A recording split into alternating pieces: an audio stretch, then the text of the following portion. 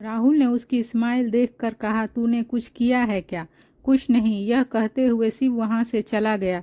उसे जाते हुए देखकर राहुल ने कहा, वह भी यही बोलकर गई, कुछ नहीं। यह भी कुछ नहीं बोलकर चला गया। मुझे ऐसा क्यों लग रहा है कि इन दोनों के बीच कुछ तो हुआ है। दूसरी तरफ लंदन में विलियम यशिका के साथ सेमिनार में पहुंच गया था। जैसा उसने प्लान किया था सब वैसा ही हुआ। वह एक नॉर्मल सर्जन की तरह ही उसके बीच बैठा था और स्टेज पर होस्ट के साथ विलियम की तरह ही अलग अलग फील्ड में एक्सपर्ट सर्जन मौजूद थे, सिवाय अर्थपीडिया सर्जन के। डॉक्टर सर्जन जिनकी नज़रें स्टेज पर ही थी, उन्हें विलियम कहीं नहीं दिख रहा था। तभी विराज ने गुस्सा करते हुए कहा, क्या कहा था तूने? वह आएगा, फिर वह अब तक आया क्यों नहीं? उसकी बात पर डॉक्टर चार्ल्स ने कहा, वह यहाँ आए हैं, यह सच है, पर वह स्टेज पर क्यों नहीं दिख रहे हैं, यह समझ नहीं आ रहा है। तभी विराज ने उसे धमकी देते हुए कहा, समझ नहीं तो आगे कुछ समझने के लिए तू जिंदा नहीं रहेगा। डॉक्टर सर चार्ल्स उसकी बात सुनकर डर गए थे कि तभी विराज ने फिर से कहा, तेरे पास यह सेमिनार खत्म होने तक का टाइम है। यह सुनकर उसके माथे पर पसीने की बूंद छलक गई। वह पसीना पोंछते हुए इधर उधर देखने लगे। तभी कुछ देर बाद सेमिनार खत्म हो गया और एक एक कर सब वहां से जाने लगे। तभी लास्ट रॉ में बैठा विलियम स्टेज पर पहुंचकर सबसे मिलने लगा। सब उससे हाथ मिला रहे थे कि तभी डॉक्टर चार्ल्स की नज़र उस पर गई और उन्होंने जल्दी से कहा, वह वो है, वो रहे। विराज ने उसकी उंगली की दिशा में देखा और तभी वह विलियम को देखकर मुस्कुराने लगा। वह सबसे मिलकर जाने लगा कि तभी विराज और डॉक्टर चार्ल्स दोनों उसके पीछे गए। जब तक वे दोनों पहुंचते लिफ्ट आधी बंद हो चुकी थी। उसके एक और कदम आगे बढ़ते ही लिफ्ट पूरी बंद हो गई। विराज लिफ्ट के सामने खड़ा होकर हंसने लगा। उसकी हंसी सुनकर डॉक्टर चार्ल्स डरते हुए उसकी तरफ देखने लगे। विलियम जैसे ही उस अपने रूम का डोर अनलॉक करके अंदर आया तो सामने से उसे काउच पर विराज बैठा दिखा। उसके हाथ में गन थी और होठों पर डेविल स्माइल थी। विलियम उसके सामने आकर खड़ा हो गया और उसे देखते हुए उसने कहा, कौन हो तुम और यहाँ क्या कर रहे हो? तभी विराज ने अपने ही अंदाज में कहा, मैं कौन हूँ यह जानना तेरे लिए ज़रूरी नहीं है। मैं तुझे यहाँ लेने आया हूँ और तुझे अपने साथ ऑस्ट्रेलिया लेकर ही जाऊँगा। उसकी बात सुनकर विलियम की भौहें तन गई और तभी उसने अपनी आंखों में गुस्सा भर के उसे घूरते हुए कहा, I am not going anywhere with you and get out of my room. Viraj ने उसकी बात को इग्नोर कर दिया और उसे देखकर स्माइल करते हुए उसने आगे कहा, तेरा बाप इंडिया गया था या तेरी माँ अमेरिका आई थी? तू दिखता तो इंडियन है, नाम से अंग्रेज है। चक्कर क्या है यह? किसकी नाजायज औलाद है तू? उसकी बात सुनकर विलियम को गुस्सा आ गया और तभी उसने गुस्से में चीखते हुए कहा, just set up, gate out of my room. अगर तुम अब नहीं गए तो मैं पुलिस को बुलाऊंगा। यह कहते हुए वह उसके पास आया। उसकी बात पर विराज ने रिलैक्स टोन में कहा, तुझे लेने आया हूँ और तुझे लेकर ही जाऊंगा, फिर चाहे तू पुलिस को बुलाए या मिलिट्री को। तुझे लिए बिना तो मैं यहाँ से नहीं जाने वाला। यह सुनकर विलियम ने कहा, तू ऐसे नहीं मानेगा।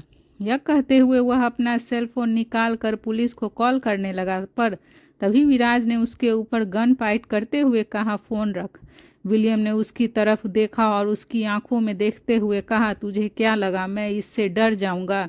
तेरी बातों से लग रहा है कि मैं तेरे लिए बहुत ज़रूरी हूँ, पर तू मेरे लिए कोई मायने नहीं रखता। मैं जो चाहूँ तेरे साथ कर सकता हूँ, पर तू चाहकर भी मेरे साथ कुछ नहीं कर सकता। यह कहते हुए उसके होठों पर एक स्माइल आ गई जो विराज को चिढ़ा रही थी, पर तभी विराज ने उसके माथे से अपनी गन हटाई और गन को अपने माथे पर रखकर उसे अपने माथे को सहलाते हुए कहा, एक और स्मार्ट इंसान। यह कहते हुए उसने अपना सिर हिलाया और स्माइल करते हुए आगे कहा, बिल्कुल सही कहा तूने। मैं तेरे साथ कुछ नहीं कर सकता क्योंकि तू मेरे लिए बहुत ज़रूरी है, इसीलिए चुपचाप मेरे साथ चल, नहीं तो। यह कहते हुए उसने अपने फ़ोन में विलियम को एक फ़ोटो दिखाई और फ़ोटो को देखते हुए उसने कहा, नहीं तो मैं इसे मार डालूंगा। फ्लैशबैक। जब डॉक्टर चार्ल्स और विराज विलियम का पीछा करते हुए लिफ्ट तक गए तब एक लिफ्ट आधी बंद हो चुकी थी। विराज ने जैसे एक कदम और बढ़ाया तो लिफ्ट पूरी बंद हो गई, पर लिफ्ट बंद होने से पहले ही उसने विलियम के साथ खड़ी यशिका को देख लिया था। वे दोनों एक दूसरे से बात कर रहे थे, जिसे देखकर विराज को समझने में देर नहीं लगी कि वह उसकी क्या लगती है। इसीलिए लिफ्ट बंद होते ही वह जोर जोर से हंसने लगा था। यशिका को देखकर वह समझ गया था कि विलियम उसी होटल में रुका है जिसमें वह रुका हुआ था। फिर विराज ने डॉक्टर चार्ल्स के कंधे पर हाथ रखते हुए कहा, चल चल कर तेरे उस ग्रास विलियम को उठाते हैं। तभी फिर से डॉक्टर चार्ल्स ने उसे करेक्ट करते हुए कहा, सर विलियम ग्रास। उसने अभी इतना कहा ही था कि तभी विराज ने उसकी गर्दन को और कसकर पकड़ लिया और उसे घूरते हुए कहा, तुझे बड़ी परेशानी होती है मेरे उसका नाम लेने से। अगर अब तूने मुझे बीच में टोका तो तुझे सीधा ऊपर पार्सल कर दूंगा। उसकी बात सुनकर डॉक्टर चार्ल्स डर गए। फिर विराज उसके साथ वापस होटल आ गए। Flashback and.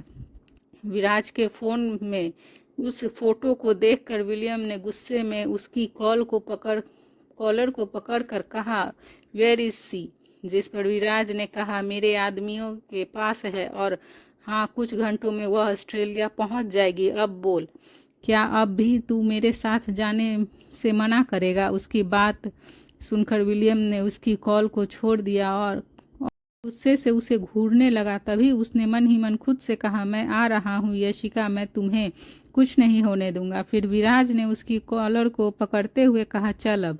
उसने उसे कोई जवाब नहीं दिया और उसके साथ चला गया। दूसरी तरफ इंडिया में सुबह के वक्त शिवी, सुहानी, स्वाति और आशु वे चारों ही उसी टेरेस पर जहाँ उन्होंने सेल्फ डिफेंस की ट्रेनिंग ली थी वहीं पर वे सभी योगा कर रही थी।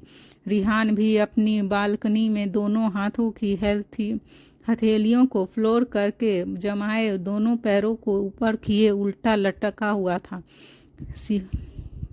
शिवी की नज़र जैसे ही उस पर गई तो वह उसे देखकर अपना योगा ही भूल गई। वह उसे एक टक देखने लगी जैसे वह उसे देखकर हिप्नोटाइज हो गई हो और तभी उसके गर्दन अपने आप ही आगे की तरफ बढ़ गए। वह टेरेस की बाउंड्री के पास आकर खड़ी हो गई और मुस्कुराते हुए रिहान को देखने लगी। स्वाति की नज़रें जब शिवी पर गई तो उसकी नज़रों का पीछा करते हुए उसकी नज़र भी रिहान पर चली गई। उसे वार्म अप करते देखकर कुछ सेकंड के लिए स्वाति की नज़रें भी उस पर थम गई। फिर अगले ही पल उसने अपनी नज़रें घुमा ली और सुहानी और आशु को इशारे करके शिवी को दिखाने लगी। उससे रिहान को इतने ध्यान से देखकर तीनों ही मुस्कुराने लगी थी। तभी स्वाति ने शिवी की तरफ अपने कदम बढ़ाते हुए कुछ गुनगुनाया, हम लाख छुपाए प्यार मगर दुनिया को पता चल जाएगा। फिर सुहानी ने भी उसका साथ देते हुए गुनगुनाया। जैसे ही शिवी ने यह सुना तो वह चौंक कर पीछे मुड़ी और तीनों को मुंह बनाकर देखने लगी। फिर सुहानी को देखते हुए उसने क्यूट सा फेस बनाया और होठों को गोल करते हुए कहा, भाभी भाई से बात की आपने? उसकी बात पर सुहानी ने कहा, सॉरी शिवी, तुम्हारे भाई से इस बारे में मैं बात नहीं कर सकती। तभी स्वाति ने बीच में ही कहा, जब बीवी इतना डरती है तो किसी और से तो उम्मीद ही नहीं मत रखो शिवी की कोई तुम्हारे भाई से इस बारे में बात करेगा। आंसू ने शिवी को आइडिया देते हुए कहा, दी सबको छोड़ो और आप खुद बात करो जीजू से, देखना वह मान जाएंगे। मेरे जीजू इतने भी खड़ूस नहीं है कि लव बर्ड्स के बीच में दीवार खड़ी करे। वह उन जमाने के अकबर नहीं, आज के ज़माने के लवर हैं, देखना वह मान जाएंगे। आशु की बात सुनकर सुहानी और स्वाति दोनों ही हंसने लगी। फिर दोनों ने एक साथ उसे कहा, हाँ यह आइडिया सही है, तुम खुद बात करो।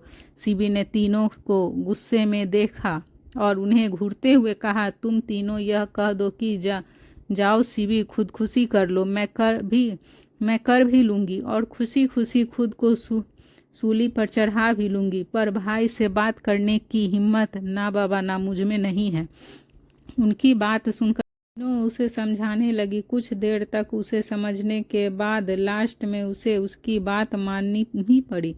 फिर वे सभी जिम की तरफ चली गई। वे सभी जिम के बाहर ही खड़ी थी। अंदर जाने की उनमें से ही किसी में हिम्मत नहीं थी। वे बाहर से ही अंदर झांक कर देखने लगी। जिम में सिर्फ कियान ही था। उसे देखकर सुहानी ने सीवी से कहा, कोई नहीं है तुम्हारे उस राक्षस भाई के अलावा, जाओ और बात कर लो उनसे। यह कहते हुए तीनों ने सीवी को अंदर धक्का दे दिया। जिम के अंदर कियान अंडर शर्ट और ट्राउज़र में एक्सरसाइज कर रहा था। उसके दोनों हाथों में डबल थे। सीवी ने यह देखकर अपना चश्मा ठीक किया और उसके पास जाकर धीरे से कहा, गुड मॉर्निंग भाई। उसकी आवाज़ सुनकर कियान उसकी तरफ मुड़ा और उसे देखते हुए कहा, गुड मॉर्निंग, तुम यहाँ क्या कर रही हो? यह सुनकर वह और ज़्यादा डर गई। तभी उसने पीछे मुड़कर देखा तो तीनों ने उसे बोलने का इशारा किया। सीवी ने सिर हिलाया और डरते हुए कियान से कहा, आप ठीक हैं भाई? उसके यह कहते ही डोर से टिककर खड़ी तीनों ही लड़कियों ने अपना सिर पीट लिया। सुहानी सिर हिलाते हुए धीरे से बोली, इसका कुछ नहीं हो सकता। उसकी बात सुनकर स्वाति ने कहा, इसमें सारी गलती तुम्हारे डबल पति की है। उसके सामने तो अच्छे अच्छे की बोलती बंद हो जाती है, फिर यह तो बेचारी प्यारी सी नाजुक सी लड़की है। कियान की इतनी तारीफ सुनकर सुहानी ने उसे घूर कर देखा और तो वह चुप हो गई। वहीं उधर कियान भी सीवी की बात सुनकर चौंक गया था। उसने डबल रखा और उसे सवालिया नज़रों से देखते हुए कहा, कुछ कहना है? उसके पूछने पर सीवी ने जल्दी से हाँ में सिर हिला दिया। कियान ने वापस से अपने डबल उठाते हुए कहा, बोलो। उसकी नज़रें फ्लोर पर ही थी और वह अपने बाइसेप की एक्सरसाइज कर रहा था। सीवी ने उसे देखकर डरते हुए मुश्किल से कहा, भाई एक लड़का है। उसके यह कहते ही कियान उसकी ओर देखने लगा। डर की वजह से सीवी के पैर कांप रहे थे। तभी वह उठा और सीवी के सामने खड़ा हो गया। फिर उसने देखते हुए उसने कहा, तुम उस लड़के को पसंद करती हो? उसके पूछने पर सीवी ने अपनी झुकी पलकों को ऊपर उठाया और हैरानी से उसे देखते हुए कहा, भाई आपको कैसे पता? बाहर खड़ी वे तीनों भी कियान की बात सुनकर चौंक गई थी और एक दूसरे की शक्ल देखने लगी। कियान ने टॉवेल उठाया और पसीना पोंछते हुए कहा, मैं सबकी खबर रखता हूँ तो क्या तुम्हारी खबर नहीं रखूँगा? यह कहते हुए वह सीवी की तरफ मुड़ा और उससे देखते हुए कहा, तुम उससे प्यार करती हो? सीवी ने जल्दी से कहा, नहीं। यह कहने के अगले पल ही उसकी पलकें झुक गई और कियान ने उसकी बात पर उसे देखते हुए कहा, मेरी तरफ देखो। यह सुनकर सीवी ने अपने झुकी पलकों को डरते हुए ऊपर उठाया और उसे देखने लगी। तभी कियान ने उसकी आंखों पर चढ़ा चश्मा निकाल कर और उसे टॉवेल से साफ करके उसे पहनाते हुए कहा, गुड चॉइस।